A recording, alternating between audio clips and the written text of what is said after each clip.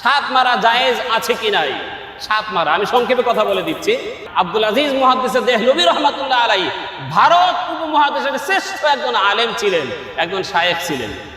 উনি বাড়ির পাশেই একদিন একটা সাপ তিনি মারলেন। খেয়াল করুন, আমি ছোট্ট ঘটনাটি বলে দিচ্ছি, আপনারা বুঝতে পারবেন যে ঘটনা আসলে কি। দেখেন, একটা সাপ তিনি মারলেন। রাত্রিবেলায় হঠাৎ গভীর রাত্রে তার ঘরের মধ্যে, ঘরে অনেকগুলা লোক পাগড়ি টাগড়ি পরা তার ঘরে এসে উপস্থিত।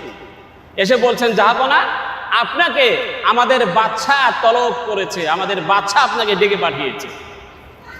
ওই লোকদের দেখেই আব্দুল আজিজ রহমতুল্লাহ আলাইহি তিনি বুঝতে পেরেছেন এগুলা মানুষ না, এগুলা হচ্ছে কি জিন, এগুলা হচ্ছে জিন। আমাদের বাদশা আপনাকে ডাকছে। হযরত আব্দুল আজিজ মুহাদ্দিস দেহলভী ওই লোকদের সাথে চলে গেছেন সেই জিনদের দেশে। যাওয়ার পরে দেখতে পেলেন লক্ষ লক্ষ জিন সামনে বসে আছে, আর বাদশা তার সিংহাসনে বসে আলোচনা পেশ করছে। যাওয়ার পরে বাদশা বললেন, ওই জিনদের বাদশা, যে আপনি কি আমাদের একজন ভাইকে হত্যা করেছেন? বলে না তো। তাহলে আপনি কি হত্যা করেছেন? আমি তো গতকালকে আজকে সাপ মেরেছিলাম। সাপ মেরেছেন, ওটাই তো আমাদের জিনদের একজন ভাই। বলে সুবহানাল্লাহ, জিনকেই মারছে।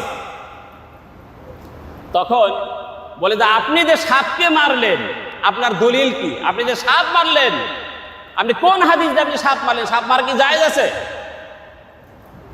মুহাদ্দিস আব্দুল আজিজ দেহলভী রহমাতুল্লাহ আলাইহি কত বড় আলেম ছিলেন, তখন বললেন যে দেখুন, আল্লাহ রাসূল বলেছেন যে সাপ যেই ব্যক্তি কষ্ট দেয়, সেই জিনিসকে কষ্ট দেওয়ার আগেই তাকে মেরে ফেলো।